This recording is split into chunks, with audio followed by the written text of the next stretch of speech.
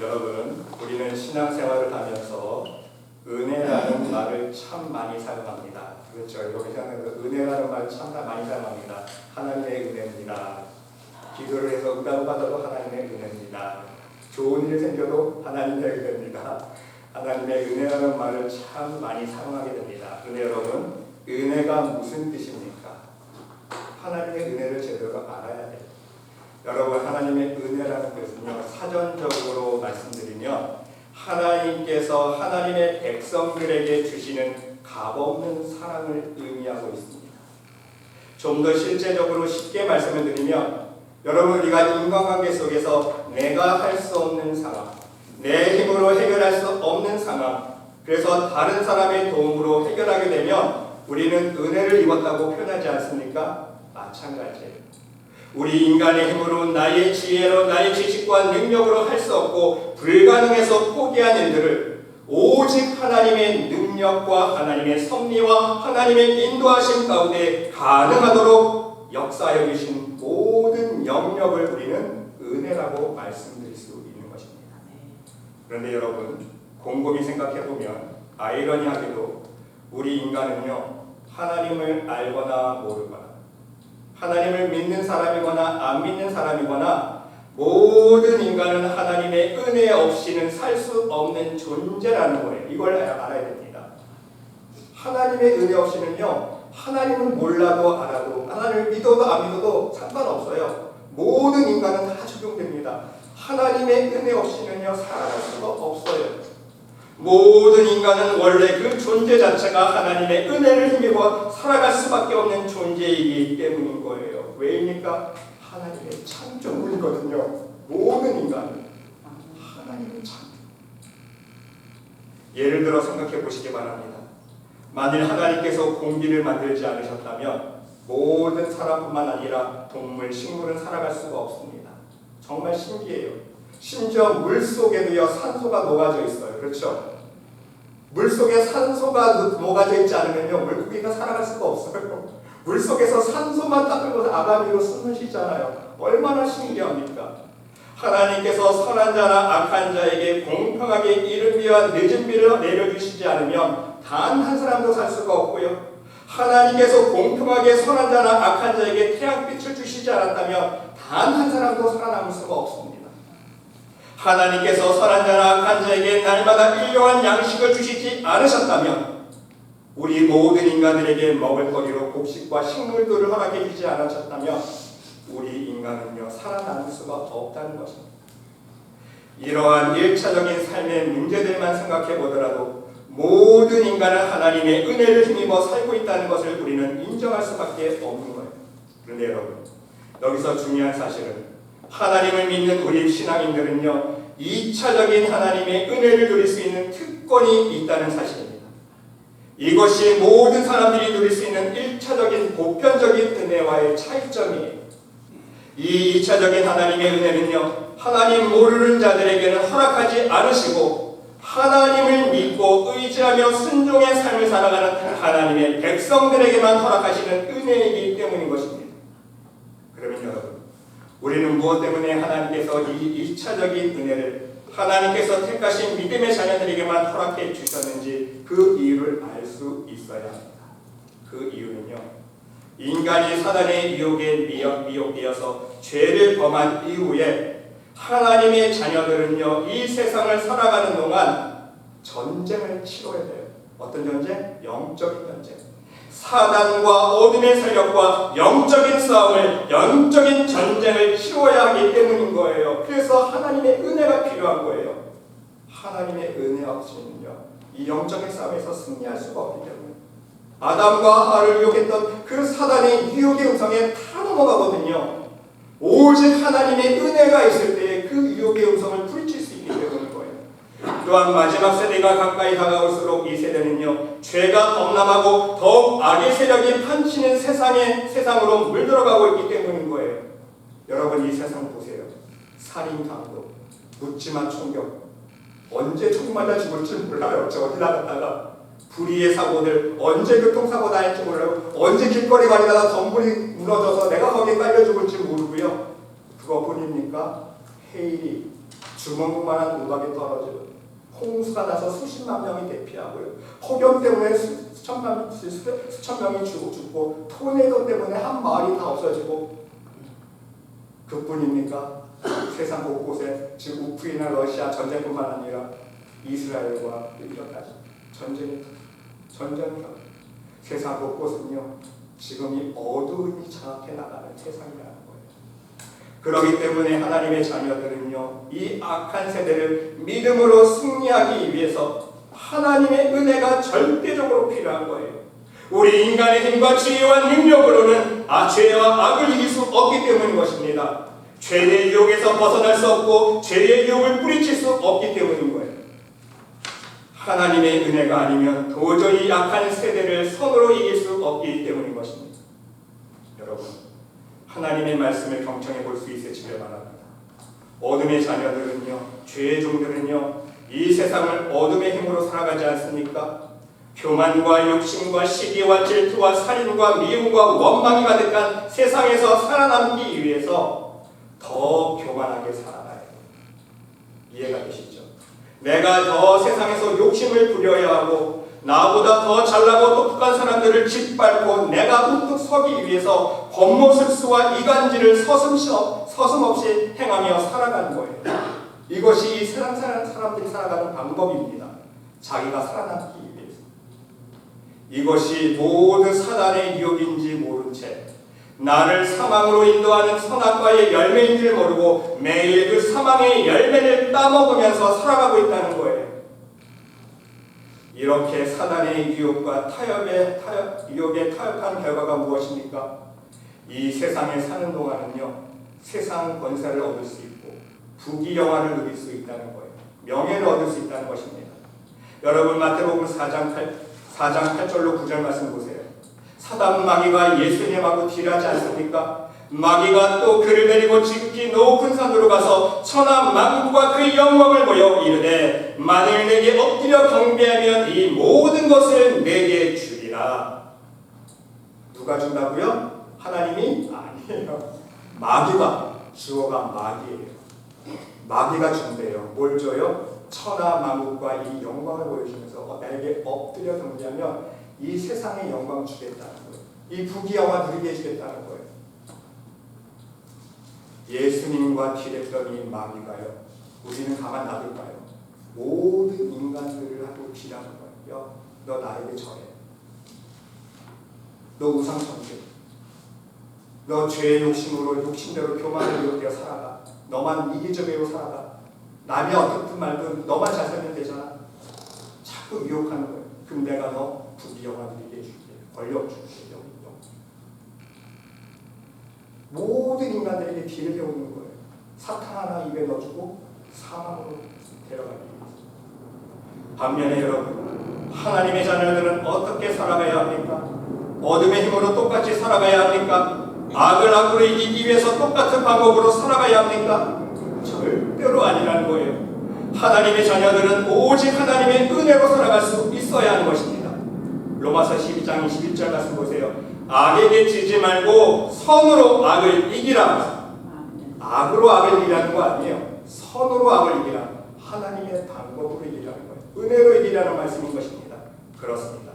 세상 사람들은요, 자신이 성공하고 더 좋은 열매를 맺기 위해서 더 욕심부리면서 살아가고 더 교만하게 살아가고 자기 자신만을 위하는 이기주의로 살아가지만, 그래서 사람들하고 미워하고 싸우고 다투고 서로 원망하고 시기하고 질투하지만, 우리 믿음의 자녀들은 이러한 어둠의 유혹들을 우리 주님의 십자가에 못 박고 오직 우리의 마음과 삶 속에 성령의 열매를 맺으며 살아갈 수 있어야 된다는 말씀인 것입니다. 오직 성령의 열매는 사랑과 희락과 화평과 오래 참음과 자비와 양성과 충성과 온유와 절제니 이 같은 것을 금지할 법이 없느니라. 그리스도 예수의 사람들은 육체의 암의 그 정욕과 탐심을 십자가에 못 박았느니라. 우리의 육체뿐만 죽여 우리 마음속에 있는 정욕과 탐심까지 십자가에 못 박아 죽여야 되는 거예요. 만일 우리가 성령으로 살면 또한 성령으로 행할지니 헛된 영광을 구하여 서로 노엽게 하거나 서로 투기하지 말지니라. 바로 죄의 유혹의 결과인 육체의 열매가 아니라 오직 하나님의 은혜 안에서 성령의 열매를 맺는 삶을 살아야 한다는 말씀인 것입니다. 그런데 중요한 사실은요, 이 성령의 열매를 맺기 위해서 가장 중요한 포인트가 있습니다. 그것은요, 우리의 마음이 결국은 하나님의 은혜가 왕노릇하며 주장하느냐, 하나님의 은혜가 왕노릇하느냐, 성령이 주장하느냐, 아니면 반대로 죄가 왕노릇하느냐, 이것이 관건이라는 거예요. 여러분, 로마서 5장 21절 말씀 보세요. 이는 죄가 사망 안에서 왕노릇한 것 같이. 그랬어요. 누가 왕노릇해요? 죄가 사망 안에서 왕노릇한 것 같이. 우리의 교만, 욕심의 유혹에서 끌려 살아갈 수밖에 없어요. 죄가 왕노릇하고, 그러면 사망 안에서 죄가 왕노릇하기 때문에 그 결과는 무엇입니까? 지옥불에 떨어지는 거예요. 그런데 그 반대가 있습니다. 은혜도 또한 은혜도 또한 의로 말미암아 왕노릇하여 우리 주 예수 그리스도로 말미암아 영생에 이르게 함이라. 아멘. 아닙니까 여러분? 반대로 은혜가 왕노릇하며 하나님의 성령이 주장하시면 우리는 예수 그리스도로 말미암아 영생에 이를 수 있다는 말씀 아닙니까? 바로 하나님의 은혜가 왕노릇할 때에 우리는 우리의 마음을 다스릴 수 있다는 거예요. 내 의지, 내 경험, 내 노력, 내 생각대로 할 수 없어요. 내 마음을 주장할 수 없다는 거예요. 죄가 왕노릇하면요, 죄의 영역에서 교만과 욕심에 이끌려서 살아갈 수밖에 없고, 육신의 영역에 따라서 하나님의 은혜가 왕노릇할 때에 성령님께서 내주하시고 예수님이 내 마음속에 오셔야 내 의지는 상관없어요. 예수님께서 주장하셔야, 은혜가 왕노릇해야 하나님의 말씀대로 성령에 이끌리는 삶을 살 수 있다는 말씀인 것입니다. 그러기에 여러분, 우리 믿음의 자녀들은 이 세상을 살아갈 때에 반드시 절대적으로 하나님의 은혜가 필요한 것입니다. 하나님의 은혜 없이는요, 한순간도 1분 1초도 내 마음을 지킬 수 없고 내 삶 속에 찾아오는 죄의 유혹을 이길 수 없기 때문인 것입니다.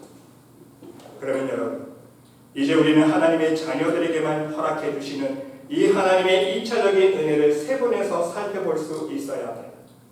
하나님의 자녀들은 우리의 모든 삶의 영역 속에서 역사하고 계시는 하나님의 은혜를 깨달을 수 있는 영적인 눈이 열려야 되는 거예요.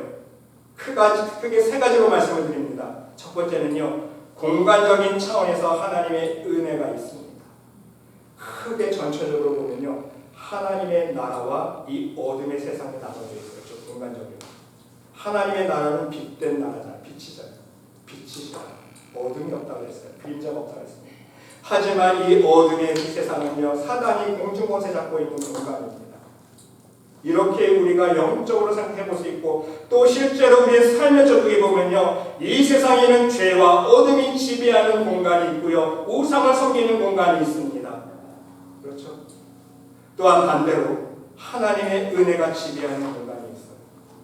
더욱더 쉽게 말씀드리면요, 절이 있습니다. 수많은 우상을 섬기며 숭배하는 건물들이 있어요.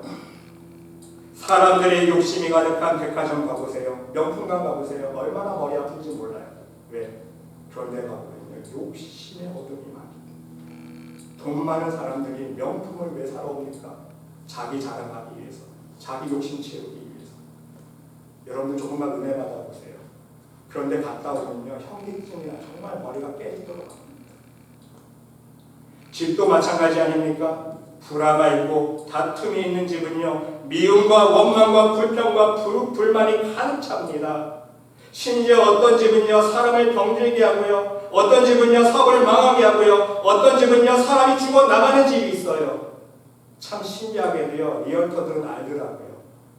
제가 리얼터 장로님이라고 얘기해보면요, 그런 얘기를 해요. 신기하게. 영적인 걸 모르는 분인데 그런 얘기를 하시더라고요. 목사님 참 신기해요. 어떤 집은요, 그 집만 들어가면 사람이 망하는 집이 있고요, 아픈 사람, 어떤 사람 죽어 나오는 집이 있어요. 여러분, 그거 미신이 아니에요. 영적인 싸움인 거예요, 이 세상은. 그 집을 공간을 우상이 잘 잡고 있기 때문에, 어둠의 세력이 잘 잡고 있기 때문에 그 사람이 들어가서 이겨내지 못하면, 하나님의 은혜로 이기지 못하면 거기에 눌려버리는 거예요. 그러니까 어떨 때는 몸이 아프기도 하고 사업이 망하기도 하고 심지어 사람이 죽어나가는 거예요. 그러나 하나님의 은혜가 넘치는 장소가 있습니다. 하나님을 섬기는 믿음의 가정, 그렇죠? 진짜 믿음의 가정은요, 하나님의 은혜가 넘치는 가정 아닙니까? 그런 집은요, 빛이 가득한 축복의 가정이에요. 또 하나님의 믿음의 자녀들이 기도하기 위해서 모이는 장소들이 있습니다. 하나님을 경배하기 위해서, 예배하기 위해서 모이는 장소가 있어요. 하나님의 은혜가 넘치는 장소가 있다는 거예요. 근데 우리가 착각하면 안 돼요. 모든 교회라고 하나님의 은혜가 넘치는 장소가 아니에요, 여러분. 영적인 분별력이 있어야 됩니다. 교회라고 십자가 달린다고 다 하나님의 은혜가 넘치는 게 아니에요. 십자가 달려있지만요, 이단 교회들이 얼마나 많습니까, 요즘에? 그렇죠? 이단 교회를 가리키는 교회들이 얼마나 많이 있어요. 교단들이 많이 있습니다. 심지어 여러분, 정상적인 교회라도요, 그 교회의 흐름이 다 달라요. 어떤 교회는 우상의 흐름이 넘치는 교회가 있고, 어떤 교회 가면 욕심의 흐름이 넘치는 교회가 있고, 어떤 교회 가면 교만의 흐름이 넘치는 교회가 있고, 어떤 교회 가면 미움의 흐름이 넘치는 교회가 있어요. 그러니까 그 교회 가면 무조건 맨날 싸우는 거예요. 우리는 이런 영적인 눈을 가지고 있어요. 그런데 여러분, 정말 하나님을 사랑하는 사람들이 모여서 예배하는 장소, 그곳에는요, 하나님의 은혜가 넘치고, 사랑이 넘치고, 감사가 넘치고, 기쁨이 넘치는 은혜의 장소라는 말씀인 것입니다. 모든 장소마다 우상과 죄가 주장하고 있는지, 아니면 하나님의 은혜가 주장하고 있는지, 바로 이렇게 우리의 영적인 눈으로 바라볼 수 있어야 하고, 영적인 분별을 할 수 있어야 한다는 말씀인 것입니다. 두 번째는요, 시간적인 차원에서 은혜가 있습니다. 여러분, 사단 마귀는요, 어둠은요, 그 시간만 골라서 딱 정해놓고 우리를 유혹할까요? 24시간 이해가 되시죠? 24시간 항상 호시탐탐 믿음의 자녀들을 유혹해서 쓰러뜨리려고 우는 사자와 같이 삼킬자를 찾아다닌다고 했어요. 언제 어느 순간에 어둠의 유혹이 있을지, 어둠의 시험이 찾아올지 우리는 예측할 수 없다는 거예요. 우리가 언제 교통사고 당할지 아는 사람이 있어요? 예측할 수 없잖아요. 언제 올지 몰라요. 예수님 말씀 그대로예요. 언제 예수님이 올지 몰라요. 하나님 아신다고 했잖아요. 그처럼 불의의 사고도요, 어둠의 유혹의 성질도요, 우리는 예측할 수가 없어요. 언제 교통사고가 날지, 언제 내가 총기사고 당할지, 언제 자연재해 때문에 내가 죽게 될지 모른다는 거예요. 그렇기 때문에 우리 또한 24시간 깨어 있어야 돼요. 24시간 하나님의 때를 따르는 은혜를 간구할 수 있어야 된다는 말씀인 것입니다. 단지 밥 먹을 때만 기도하면 안 돼요. 단지 하루 중에 단 5분만 시간 내서 기도할 것도 아닙니다. 밥 먹을 때에도, 길을 걸어갈 때에도, 운전할 때에도, 일을 할 때에도, 설거지를 할 때에도, 청소하고 심지어 화장실을 갈 때에도요, 우리는 24시간 매 순간 깨어 기도하는 영혼이 될 수 있어야 된다는 말씀인 거예요. 24시간 어디에 있든지, 무엇을 하든지 우리의 마음의 중심을 하나님께 초점 맞추어 기도하는 삶을 살 수 있어야 된다는 말씀인 것입니다. 쉬지 말고 기도하라. 그렇죠? 기나하는 말씀이 아니에요. 쉬지 말고 기도하라. 24시간 무릎 꿇고 기도하라는 얘기가 아니에요. 24시간 우리의 영이 깨어서 하나님께 초점 맞추라는 거예요. 믿음으로. 24시간 말씀 안에서 깨어있는 영이 될 수 있어야 되는 거예요. 그래야 언제 찾아올지 모르는 불의의 사고들, 사망 권세의 유혹에서 우리는 하나님의 은혜로 인도함을 받을 수 있고 보호하심을 받을 수 있기 때문인 것입니다. 세 번째로는요, 우리의 모든 삶의 양식, 우리의 모든 삶의 스타일 속에서 은혜를 생각해 볼 수 있습니다. 여러분, 대부분 사람들은요, 우리의 모든 삶의 영역 속에 스며들어 있는 하나님의 은혜를 깨닫지 못하고 살아가고 있어요. 하지만 우리 믿음의 자녀들은요, 나의 모든 삶의 영역 속에 하나님의 은혜가 스며들어 있다는 사실을 알 수 있어야 됩니다. 쉽게 설명해 드리면요, 심지어 옷 입는 스타일, 내가 좋아하는 색깔, 내가 좋아하는 음식조차도요, 하나님의 은혜와 무관하지 않다는 거예요. 이해가 되세요? 내가 왜 어두운 색깔을 좋아할까? 내가 왜 밝은 색깔을 좋아할까? 내가 왜 이런 스타일의 옷을 싫어, 이런 스타일만 좋아할까? 이유가 있는 거예요. 음식도 마찬가지입니다. 어떤 사람은 어떤 특정 음식을 못 먹는 사람도 있고 알러지가 있는 사람이 있어요. 우연이 아니라는 거예요. 영적으로 하나님 보시기에 뭐가 문제가 있는 거예요. 우린 그것을 깨달아야 됩니다. 게임도 보세요, 여러분. 요즘 학생들 얼마나 폭력적인 게임을 합니까? 아무 죄책감 없이 즐기는 그 심령이 정상적인 심령입니까? 게임을 하면서 무감각해지는 거예요. 총싸움하고 전쟁하고. 그러니까 현실에서 실제로 총을 들고 친구 쏴 죽이잖아요. 아무 죄책감 없이. 그렇죠? 게임하는 것도 마찬가지예요. 우리는 그런데 다 미혹되면 안 돼요. 물건 고르는 기준도 여러분 보면요, 은혜가 적용되네요. 어떤 사람들은 물건 사온 거 보면요, 좋은 물건 사온 사람이 있어요. 그렇죠? 아주 튼튼하고 값싸면서 튼튼하고 오래 쓸 수 있는 물건을 사온 사람이 있고요. 어떤 사람은요, 같은 값을 줘도요, 하루 쓰고 고장나는 물건만 꼭 사오는 사람들이 있습니다. 의견일까요? 의견이 아니에요. 다 하나님의 은혜가 스며들어 있는 거예요. 내 영적인 상태가 어떤가, 그걸 보면 알 수 있다는 말씀인 것입니다. 생각하는 사고방식도 마찬가지입니다. 안 되는 사람은요, 안 되는 생각부터 하고요, 부정적인 생각만 합니다. 하지만 잘 되는 사람은요, 할 수 있다는 긍정적인 생각을 하고요, 행동도 마찬가지예요. 나는 할 수 있어, 하나님 함께 할 수 있어, 긍정적으로 나갑니다. 하지만 안 되는 사람은요, 행동도 마찬가지예요. 꼭 안 되는 일만 골라서 합니다. 신기해요. 안 되는 것만 골라서 선택하고요, 안 되는 일만 골라서. 여러분, 음식을 만들 때도 보세요. 우리 삶 속에서 음식을 만들 때도 보면요, 사람마다 음식 만든 거 보면요, 다 맛이 달라요. 같은 재료 주고 같은 양념을 다 줬는데 똑같은 비율을 넣었는데 단 한 가지 틀린 게 있어요. 손으로 조물조물 각 사람마다 다 틀리거든요, 영성이. 그래서 맛이 다 틀린 거예요. 세상 사람들은 이거 손맛이라고 그러잖아요. 그렇죠? 어떤 사람은 손맛이 좋은 사람이 있고요, 어떤 사람은 똑같은 양념을 썼는데 맛이 없는 사람이 있어요. 왜 그럴까요? 우연일까요? 그게 아니에요. 근데 세상 사람들은 그걸 알아요. 손맛이라는 걸 알아요. 하지만 우리는 영적으로 그걸 더 깊이 깨달아야 됩니다. 그 사람마다 다 영성이 틀리기 때문에. 내가 고른 물건에도요, 물건 사고 보면 알아요. 야, 이 사람은 이 물건 정말 감사한 마음으로 사왔구나. 물건 들고 올 때는 신나서 들고 온 사람이에요. 어떤 사람 물건 사올 때 불평하는 마음으로, 짜증내는 마음으로 물건 사온 사람이 있어요. 물건을 보면 알아요. 내가 소유하고 있는 물건도 마찬가지입니다. 내가 만든 물건도 마찬가지예요. 내 영역이 스며들어가 있습니다. 성경에 기록되어 있지 않습니까? 사도 바울의 손수건과 앞치마 보세요, 여러분. 앞치마와 손수건이 능력이 있는 겁니까? 그게 아니잖아요. 그 앞치마와 손수건의 능력이 있다고 생각하면 그건 이단이에요. 그렇죠? 하지만 앞치마와 그 손수건에 사도 바울의 영성이 스며들어 있는 거예요. 이해가 되시죠? 그러니까 앞치마와 손수건만 갖다 대도 병자가 낫고 귀신이 쫓아요. 이해가 되시죠? 내가 가지고 있는 물건 속에도 내 영역이 다 스며들어요. 그게 하나님의 은혜의 영역이라는 거예요. 그러면 여러분, 하나님의 믿음의 자녀들은요, 항상 언제 어디서든지 무엇을 하든지 나의 삶의 모든 영역 속에서 하나님의 은혜가 연결되어 있다는 영적인 각성을 하면서 살아갈 수 있어야 됩니다. 그래서 매 순간순간마다 더 좋은 하나님의 은혜를, 더 풍성한 하나님의 은혜를 나의 삶 속에 끌어당기며 그 은혜를 힘입어서 죄가 범람하고 악이 승리하는 이 세상에서 오직 하나님의 은혜로 선으로 악을 이기는 삶을 살 수 있어야 된다는 말씀인 것입니다.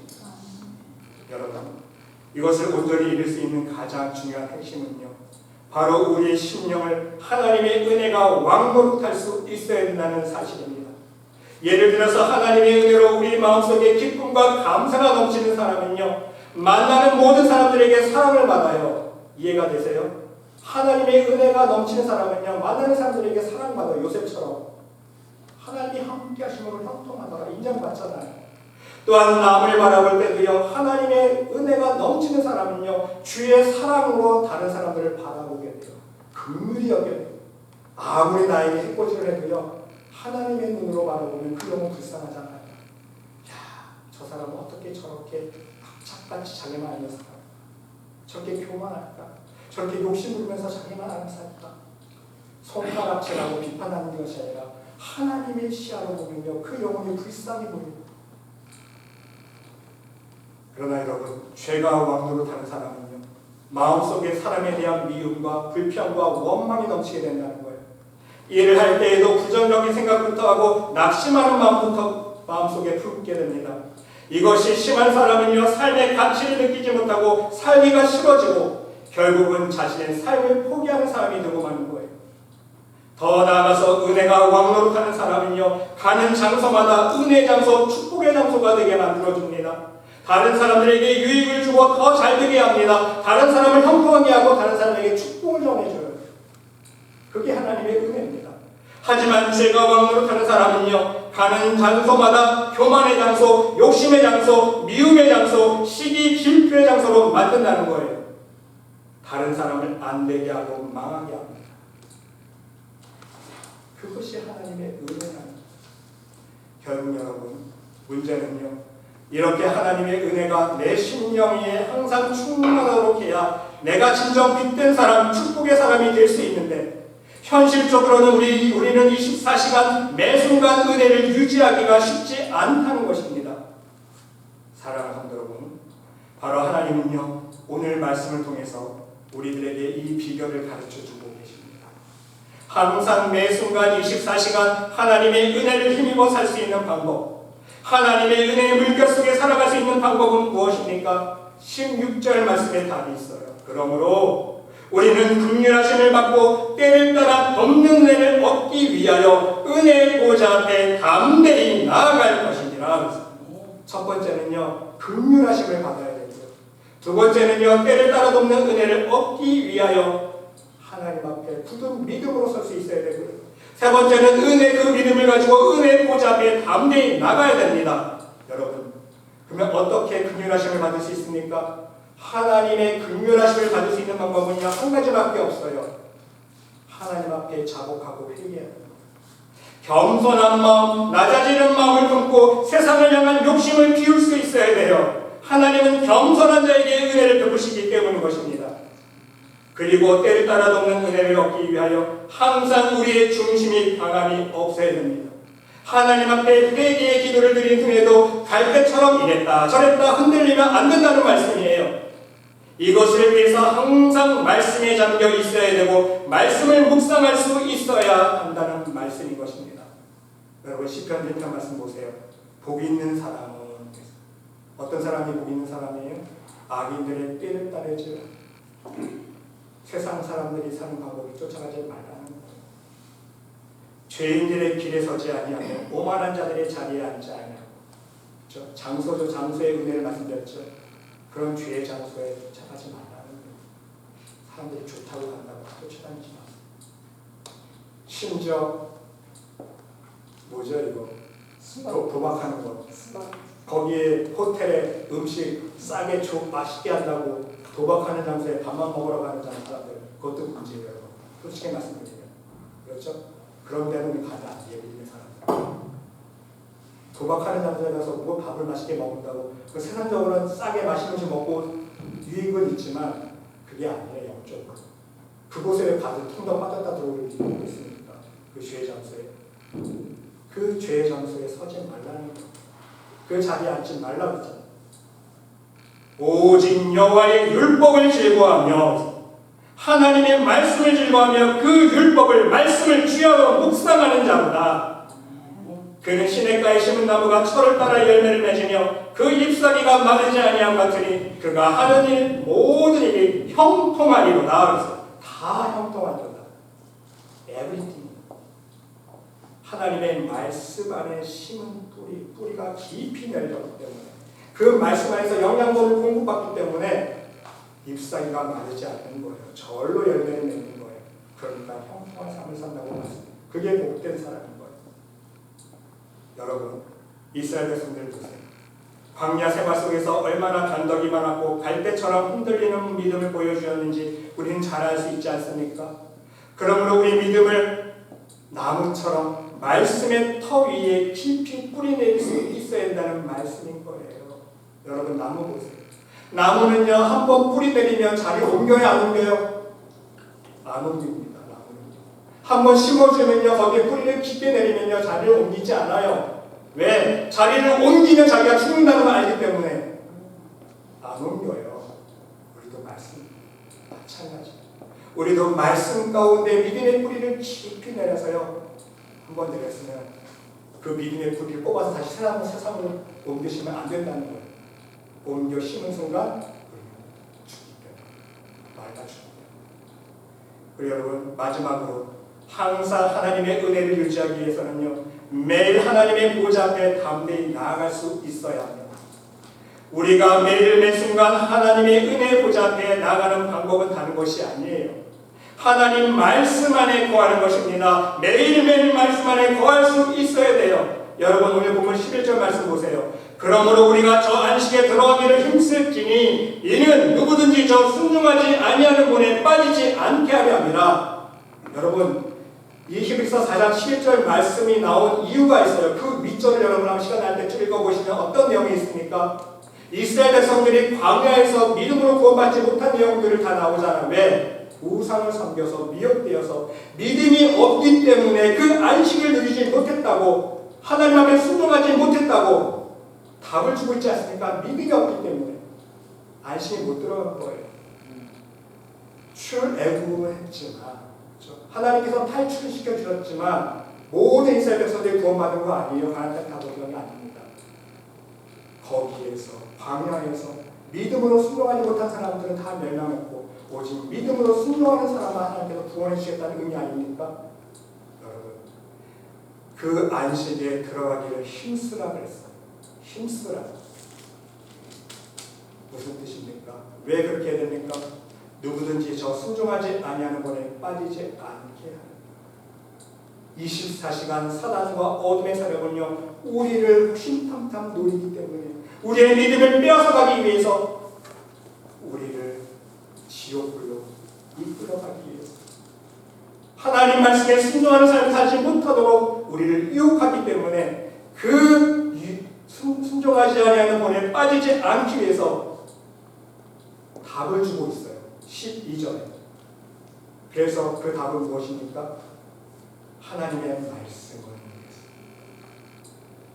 우리의 믿음을 빼앗기지 않기 위해서 하나님 앞에 불순종하는 삶을 살지 않기 위해서 어떻게 하라고요? 하나님의 말씀을 사놓고 활력이 있어 자외하던 어떤 것보다도 예리하여 혼과 영과 및 바둑의 옷을 찔러 쪼개기까지 하며 너희가 시험이 하나님의 유혹에서 넘어가지 않기 위해서 하나님의 말씀으로 무장하는 거예요.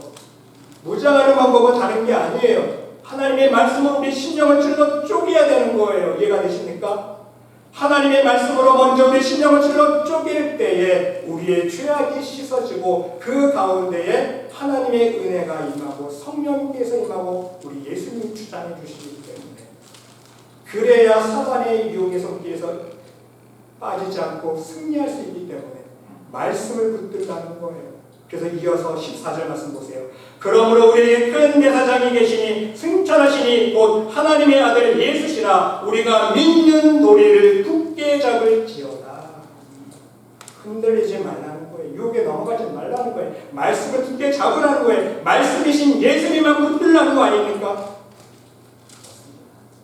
매일 하나님의 말씀으로 우리의 심령을 찔러 쪼개야 하는 거예요. 매일 평생 하나님의 우리의 마음밭을 하나님의 능력의 말씀으로 갈아엎는 회개 작업을 닦아내 할 수 있어야 된다는 말씀인 것입니다.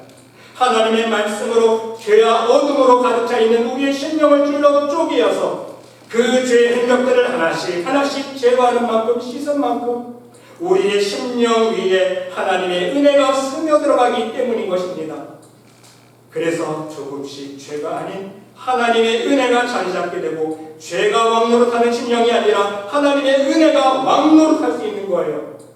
하나님의 은혜가 왕노릇할 때 성령의 소유에 이끌리는 순종의 삶을 살아가는 성령의 사람이 될 수 있기 때문인 것입니다. 그렇습니다. 우리는 하늘 아버지께 믿음을 품고 순종하는 삶을 살 수 있어야 됩니다. 세상의 눈으로 바라보면요, 하나님을 믿는 것, 하나님을 의지하는 것, 하나님 말씀대로 순종하는 것 정말 미련해 보이지 않습니까? 세상 사람들이 보면 미련하게 보잖아요. 손해보는 것 같지만, 어리석은 것 같지만, 바보짓한 것 같지만 믿음으로 순종했을 때에 하나님은요 이 세상 사람들이 노력해서 얻은 열매보다 더 풍성하고 좋은 열매를 맺게 해주신다는 사실이에요. 세상 사람들과 차별된 하나님의 자녀들을 위한 특별한 하나님의 은혜를 허락해 주신다는 말씀인 거예요. 그러니까 여러분 간증들 보세요. 하나님이 지혜 주시니까 그 원정수 권사님, 지금 목사님 되셨죠? 원정수 목사님 보세요. 하나님이 지혜 주시니까 공부 못하던 사람이 서울대 수석 졸업하고 의대 고시시험 수석 졸업하고 유학 가서도 수석 졸업하고 이게 세상의 지혜가 아니라 하나님 주신 지혜거든요. 공부할 때 날마다 말씀 한 장 보고 기도하고 공부 끝나면 또 말씀 한 장 보고 또 기도하고 세상 사람들처럼 24시간 코피 흘려가면서 공부할 게 아니라 새벽 기도 나가서 기도하고 말씀 보고 기도하고 하나님이 주신 지혜로 하나님 세상 사람들보다 더 높이 세워주시는 거 아닙니까? 모든 영역도 마찬가지예요. 그런 면에서 우리는 하나님의 은혜를 바로 깨달아야 돼요. 좋은 것만 하나님의 은혜가 아니에요. 제가 목회자로서 간증을 해줬지만 우리 김영용 집사님 암치료 받으셨고 우리 권장모님 허리 통증 때문에 얼마나 고생하셨습니까? 근데 여러분 이거를 우리가 영적인 시야로 바라보면 하나님의 은혜 안에서 바라보면요 이것도 하나님의 은혜예요. 그 이유를 아십니까? 하나님께서 사도 바울에게 육체의 가시를 통해서 그 믿음을 세워주시기 위해서 가장 귀한 은혜 선물 주신 것처럼 내 은혜가 되겠죠. 우리의 믿음은 우리 다 믿음 없잖아요. 누가 믿음 있다고 장담할 수 있습니까? 그렇죠? 우리 연약한 심령 위에 하나님께서 굳건한 믿음을 허락해 주시기 위해서 아멘. 하나님 보시기에 더욱더 큰 믿음의 사람으로 세워주시기 위해서 이 고난의 연단 가운데 승리하게 하시잖아요. 그리고 또 생각해 보세요. 암은 치료받았지만 허리는 조금 아프고 고생했지만 또 하나님께서 허락하시는 은혜가 얼마나 많이 있습니까? 멀쩡한 눈으로 우리 형제자매들을 볼 수 있고 성도들을 볼 수 있고 내 자녀들을 바라볼 수 있고 사랑하는 아내 남편을 바라볼 수 있고 장님이나 볼 수 하나님이 내 시야를 가능한 못 보는데 그렇죠? 볼 수 있는 은혜도 주시고 들을 수 있는 은혜도 주시고 내 두 발로 걸어다닐 수 있는 은혜도 주시고 그렇죠? 숨 쉴 수 있는 은혜도 주셔서 병원에 지금 입원 안 해도 되고 그렇죠? 이렇게 살아서 얼굴 볼 수 있는 은혜도 주시고 얼마나 감사합니까? 이것도 하나님의 은혜예요. 더 나아가서 우리가 많은 우리의 간증거리도 있고 간증을 들어보지만 하나님의 은혜로 지혜 없던 자에게 지혜를 주시고 기적적인 능력의 손길로 암이 하루아침에 하나님께서 고쳐주시는 경우도 우리 간증 들어보잖아요. 실제 경험해보잖아요. 물질적으로 얻은 어떤 사람들이 하나님의 은혜로 또 물질 축복도 받는 우리 간증도 들어보고 그 모든 것이 다 하나님의 은혜라는 말씀인 것입니다. 여러분 우리 오늘 말씀 함께 묵상하시면서 여러분 모두도 하나님 말씀 안에서 믿음 가운데 생활하는 가운데서 하나님의 때를 따라 돕는 은혜를 항상 받아 누릴 수 있으시기를 바랍니다. 여러분의 가정 위에 심령 위에 필요한 은혜가 있습니까? 하나님의 치유의 손길이 필요한 은혜가 있다면 치유의 손길이 임재하시기를 기도드립니다. 하나님의 능력이 필요한 손길이 가정이 있고 심령이 있다면 하나님의 능력이 임하시고 하나님의 축복이 필요한 심령이 있다면 하나님의 축복이 임하고 하나님의 지혜가 필요한 심령이 있다면 하나님의 지혜가 임하고 하나님의 평강이 필요한 심령이 있다면 하나님의 평강과 기쁨과 감사가 임하고 하나님의 은혜가 임할 수 있으시기를 바랍니다. 또한 우리 말씀의 교회가 하나님의 은혜가 충만한 교회가 되기를 간절히 기도해 봅니다. 여러분 우리 교회가 은혜 충만한 교회가 되기 위해서 어떻게 하면 될 수 있을까요? 먼저는요 목자인 제가 먼저 은혜 충만한 목자가 될 수 있어야 돼요. 여러분 기도 많이 해주세요. 이해가 되시죠? 먼저 제가 은혜 충만해야 우리 말씀의 교회 장막이 은혜 충만한 장막이 될 수 있습니다. 그리고 나 여러분 심령 성도 여러분 한 영혼 영혼 가운데 여러분들이 은혜 충만히 받으시는 거예요. 그러면 우리 말씀의 교회는요 은혜 충만한 예배의 장소가 될 수 있을 것입니다. 하나님의 은혜의 물결이 항상 흘러넘치는 교회가 될 수 있다는 말씀인 거예요. 문제가 있는 사람들이 우리 교회에 오면 문제가 육신이 연약한 자가 우리 교회에 찾아오면 병고침받고 경제적인 어려움이 있는 사람이 우리 교회에 찾아오면 경제적인 문제에서 해방되고 축복으로 나아가고 또 근심과 염려 가운데 있는 자가 우리 교회에 나오면 하나님의 은혜 가운데 그 심령이 기쁨과 감사가 넘치고 평강이 넘치는 심령이 되고 할렐루야 아닙니까?